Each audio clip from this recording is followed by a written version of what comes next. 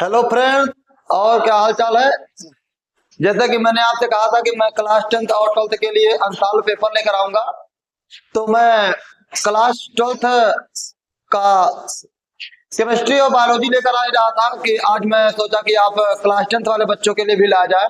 तो आज हम क्लास 10th के बच्चों के लिए साइंस लेकर आए हैं, तो जो कि बहुत इंपॉर्टेंट है। 20 नंबर आप सब लोग जानते हैं कि क्लास 10th के बच्चों के लिए 20 नंबर का ऑब्जेक्टिव क्वेश्चन आता है, एमसीक्यू आता है, जो 20 नंबर के लिए होता है। तो 70 में से 20 केवल आपका एमसीक्यू आता है। हम उसी पे बात करेंगे, उसी के बारे में आज चर्चा करेंगे। तो देखिए, हमारा विज्ञान का अंशाल पेपर है और हम आज इसको लेकर आए हैं। महत्वपूर्ण प्रश्न है जो हमारे, अब बहुत ही महत्वपूर्ण है, इतने महत्वपूर्ण है कि समझिए आपकी, अगर आप इसको पढ़ लेते हैं, केवल आप वीडियो देख लेते हैं, तो यकीन कीजिए कि आपके पेपर में 90% से ज्यादा 100% आने की गारंटी है। 90% से 100% आने की गारंटी है। तो चलिए हम देखते हैं, बात करते हैं। देखिए, ये विज्ञान का पेपर है और यहाँ देखिए, ये विज्ञान का पेपर है और सेट 1 है 2025 का, CJ 824। ये पेपर है हमारा और यहाँ पर लिखा हुआ है, देखिए कि प्रश्न प्रारंभ में 15 मिनट पढ़ने के लिए दिया जाएगा आपको, क्योंकि सारे जो बच्चे कक्षा 10 में है वो पहली बार बोर्ड परीक्षा का पेपर देने जा रहे हैं। तो उनके लिए देखिए क्या है, कह रहा है कि 15 मिनट का परीक्षा है जो पढ़ने के लिए दिया गया, निर्धारित दिया गया है। और प्रश्न पत्र 2 खंडों में है, खंड आ और खंड बा। खंड आ में जो आएगा आपका वो एमसीक्यू आएगा और खंड बा में क्या आएगा, वो लिखने वाला रिटन होगा, जिसको लिखना पड़ेगा। तो यहाँ पर कह रहा है प्रश्न पत्र खंड आ में 2 विकल्पी प्रश्न है, जिसमें सही विकल्प का चयन करना होगा। OMR सीट पर, उत्तर पुस्तिका कहां पर है, OMR पर करना पड़ेगा। और किस पे, फिर बात कर रहा है खंड बा पर। देखिए, ध्यान दीजिए।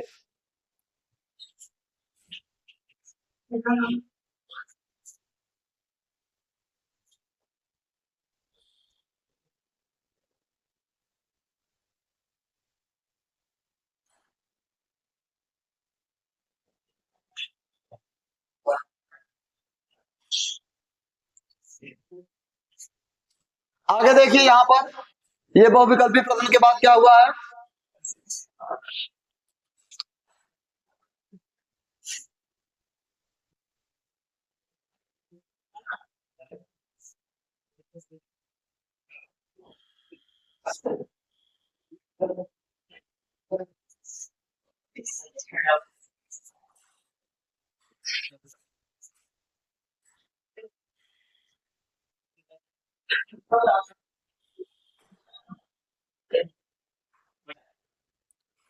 चलो बताया है कि खंड आ में बहुविकल्पी प्रश्न है जो 1 अंक के लिए निर्धारित है। खंड बा में वर्णात्मक, वर्णनात्मक मतलब क्या होता है, वर्णात्मक मतलब देखो, यहाँ पर जो बात बोला गया है इसको समझ लो। आप लोग शब्दों को समझना बहुत जरूरी है।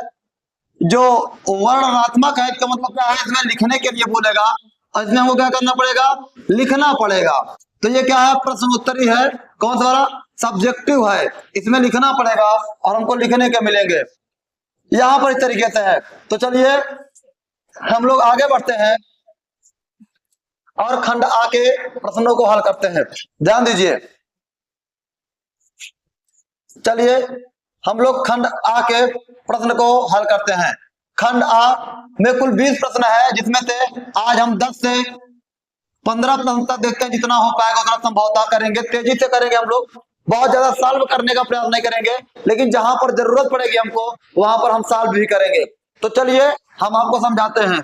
यहाँ पर देखिए, पहला प्रश्न है हमारा, कह रहे हैं किसी बिंब का अवतल दर्पण द्वारा बना प्रतिबिंब आभासी, सीधा तथा बिंब से बड़ा। आभासी, सीधा तथा, देखो यहाँ पर क्या लिखा हुआ है, आभासी, सीधा तथा बिंब से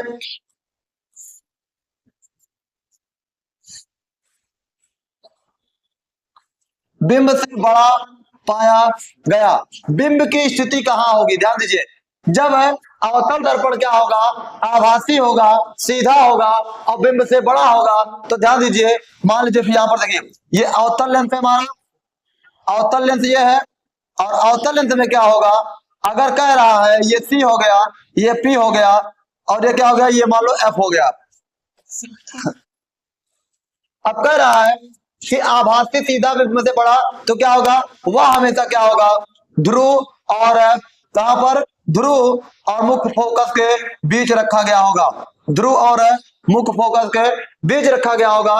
तो यहाँ पर देख लीजिए, ध्रुव और मुख्य फोकस के बीच कहाँ है ऑप्शन, तो ध्रुव और मुख्य फोकस के बीच का ऑप्शन जहां पर होगा वहां पर टिक लगा दीजिए। यहाँ पर देखिए, दर्पण के ध्रुव तथा मुख्य फोकस के बीच होगा, दर्पण के बीच तथा मुख्य फोकस के दूर होगा। अगला, किसी गोली दर्पण का तथा किसी पतले गोली लेंस दोनों की फोकस दूरी माइनस सेंटीमीटर, माइनस 15 सेंटीमीटर, कितना माइनस। तो ध्यान दीजिए यहां पर एक चीज ध्यान दीजिएगा कि चाहे लेंस हो चाहे दर्पण हो, चाहे लेंस हो चाहे दर्पण हो, दोनों क्या होंगे, अवतल के, किसके, अवतल, अवतल हो, अवतल लेंस हो चाहे लेंस हो या दर्पण, लेंस हो या दर्पण, दोनों क्या होंगे, अवतल होंगे। और अवतल क्या होते हैं, माइनस में होते हैं, किसमें, माइनस में, माइनस एफ होता है और माइनस यू होता है, दोनों के माइनस एफ माइनस यू और माइनस वी। अवतल के, उत्तल के नहीं होते हैं, उत्तल के केवल माइनस यू होता है बस। तो यहाँ पर क्या कर दीजिएगा, हमारा ऑप्शन सही हो जाएगा। अगला हमारा यहाँ पर जो ऑप्शन है वो देख लीजिए कहां पर है, अवतल दर्पण, दोनों, ए नंबर सही हो जाएगा। गोली दर्पण का, गोली दर्पण किसी पतले गोली लेंस दोनों की फोकस दूरी माइनस 15 सेंटीमीटर। तो जब माइनस में कोई मान आएगा, माइनस में जब का मान आएगा तो कितना होगा, उसे अवतल कहते हैं। और अवतल दर्पण होगा या अवतल लेंस होगा, दोनों का बात एक ही होता है, ठीक है ना। आगे बढ़ते हैं हम और आगे हल करने का प्रयास करते हैं। चलिए यहां पर देखते हैं तीसरा प्रश्न, ध्यान दीजिए तीसरा प्रश्न क्या कह रहा है, हम इसके बारे में बात करते हैं। कह रहा है, किसी शब्दकोश में पाए गए छोटे अक्षरों को पढ़ते समय आप निम्न में से कौन सा लेंस पसंद करेंगे। ध्यान दीजिए, जितना छोटा होगा, जितना छोटा होगा, अगर अक्षर कोई चीज जितना मतलब कि अगर छोटा अक्षर है उसको पढ़ने के लिए जितनी छोटी फोकस दूरी होगी, क्या होगी, जितनी कम फोकस दूरी, छोटी फोकस दूरी होगी, उतना ही क्या होगा, उतना ही अच्छा और साफ दिखेगा। और यह काम क्या होता है, किसमें होता है, उत्तल लेंस के लिए होता है। किसके लिए, उत्तल लेंस के लिए, जितना छोटा होगा उतना ही क्या होगा, साफ दिखेगा उत्तल लेंस के लिए। तो यहाँ पर क्या हो जाएगा, 10 सेंटीमीटर फोकस दूरी, ये वाला सही हो जाएगा। क्योंकि क्या कर रहा है, देखिए यहाँ पर इसलिए बड़ा दिखा रहा है, यहाँ पर बड़ा है तो ये संभव नहीं है, और बड़ा है ये भी संभव नहीं है। जितना छोटा होगा उतना स्पष्ट और साफ हमको दिखाई देगा। तो हम लोग क्या करेंगे, 10 सेंटीमीटर फोकस दूरी को पसंद करेंगे। 5 से लेकर के 25 तक का हमको पसंद करना रहता है। तो हम अगर जितना कम रहेगा उतने वाले को हम लोग क्या करेंगे, पसंद करेंगे। चलिए आगे बढ़ते हैं और अगला सवाल देखते हैं। देखिए अगला सवाल क्या कहता है, अगला सवाल है, कह रहा है, मानव नेत्र जिस भाग पर किसी वस्तु का प्रतिबिंब बनते हैं वह है। ध्यान दीजिए, मान लो ये मानव नेत्र है, ये मानव नेत्र है, अब प्रतिबिंब कहां पर बनता है, यहाँ पर रेटिना पर, क्या, रेटिना पर। तो यहाँ पर रेटिना तो दिया नहीं हुआ है, तो यहाँ पर क्या हुआ, तो रेटिना जिस कह रहा है कि जिस भाग पर, तो दृष्टि पटल पर बनता है। कहां पर बनता है, दृष्टि पटल पर। यहाँ पर ध्यान दीजिएगा कि मानव नेत्र जिस भाग पर किसी वस्तु का प्रतिबिंब बनता है वह दृष्टि पटल कहलाता है। क्या कहलाता है, वह दृष्टि पटल कहलाता है। आगे बढ़ते हैं हम और आगे देखने का प्रयास करते हैं। चलिए आगे याद करते हैं। यहां पर देखिए कह रहा है, दो चालक तार जिनके पार्श्व लंबाई तथा व्यास समान है, जिनकी विद्युत परिपथ से पहले श्रेणी क्रम और फिर पार्श्व मतलब समांतर क्रम। इसका मतलब क्या होता है, समांतर क्रम। आप लोग अगर समझ लीजिए, समांतर क्रम में संयोजन है तो संयोजित किया गया श्रेणी क्रम और पार्श्व संयोजन के उत्पन्न ऊष्माओं का अनुपात क्या होगा। इसका सही उत्तर होगा 1.4 होगा। लेकिन ये कैसा होगा, इसको हमको सॉल्व करना पड़ेगा। इसको सॉल्व करने के लिए हम लोग को क्या, 1/r देखो इसको हम समझाते हैं आपको, आप अच्छे से कर लीजिएगा। हम इसको सॉल्व करके समझा देते हैं, आप लोग इसको कर लीजिएगा खूब अच्छे से। बाकी मैं समझा दे रहा हूं आपको। देखो समांतर के लिए, समांतर के लिए और फिर इधर श्रेणी के लिए, दोनों के लिए कर देते हैं, दोनों के लिए हम कर देते हैं। समांतर के लिए 1/r बराबर 1/r बराबर 1/r plus 1/r plus 1/r, तो क्या हो जाएगा 2/r हो जाएगा। ये क्या है हमारा समांतर है, तो समांतर को हम लिख लेते हैं, कहते हैं पैरेलल भी लिख लेते हैं, ठीक है ना। आगे चलते हैं। श्रेणी है तो श्रेणी मतलब सीरीज, क्या है सीरीज, इसको हम लोग आर एस लिख लेते हैं, और आर एस बराबर क्या हो जाएगा आर प्लस आर है बराबर क्या हो जाएगा 2r हो जाएगा। तो यहाँ पर देखिए हो गया हमारा, माना गया। अब हम लोग क्या करेंगे, यहाँ पर उष्मा पूछा है, उष्मा एच एस इसका और इसका एच पी, तो क्या हो जाएगा v² बटा r गुणे टी, और यहाँ पर क्या हो जाएगा v²/r गुणे टी, ठीक है ना। अब देखिए इसको समीकरण 1, इसको समीकरण 2 मान लेंगे, और दोनों को जब हम लोग क्या कर लेंगे, इसको समीकरण 1 पहले हम लोग इसको करना समीकरण 1, इसको समीकरण 2 मान लेंगे, और 2 मान कर हम लोग क्या करेंगे, जब हल करेंगे दोनों का मान रखेंगे, दोनों का मान रखेंगे तो हमारा कितना जाएगा 1/1.4 हमारा क्या जाएगा आंसर आ जाएगा। अगर आप लोगों को इसका डिटेल है या पूरा कंप्लीट डेरिवेशन की तरह जैसे पूरा जानना है, तो आप लोग कमेंट बॉक्स में कमेंट कीजिएगा, मैं इसको पूरा डिटेल में समझा दूंगा। आगे बढ़ते हैं, चलिए अगले सवाल देखते हैं। कह रहा है कि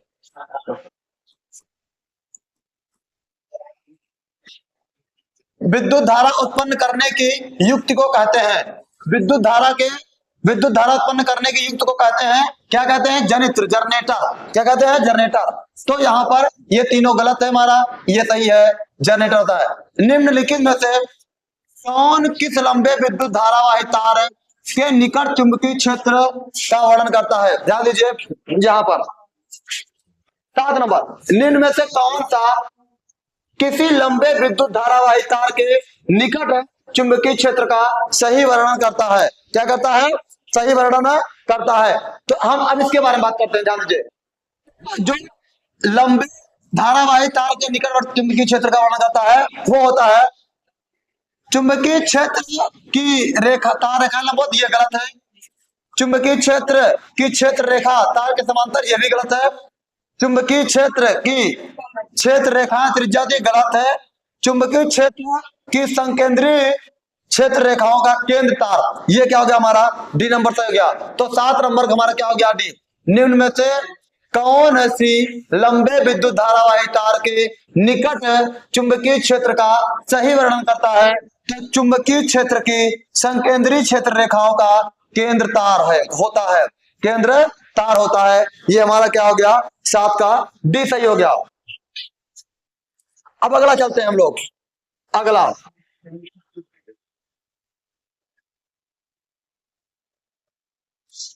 इसका देखिए भाग 2 है 8 नंबर। अब यहां से हम क्या करेंगे, यहां से हम इसको कल वीडियो लाएंगे, 8 नंबर से वीडियो हमारा कल आएगा, और हम इसको पूरा सॉल्व करेंगे, क्योंकि अगर हम इसी में पूरा वीडियो बनाते हैं वीडियो बहुत बड़ा हो जाएगा और आप लोग को देखने में बोरिंग होने लगता है। तो आप लोग को वीडियो अगर अच्छा लग रहा है तो वीडियो को लाइक कीजिए और शेयर कीजिए, चैनल को सब्सक्राइब कीजिए। हम लोग मिलते हैं कल अगले वीडियो में, तब तक के लिए धन्यवाद।